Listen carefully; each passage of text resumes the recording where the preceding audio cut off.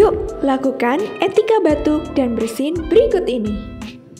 Gunakanlah tisu atau sapu tangan untuk menutup hidung dan mulut. Kemudian, buanglah tisu setelah dipakai.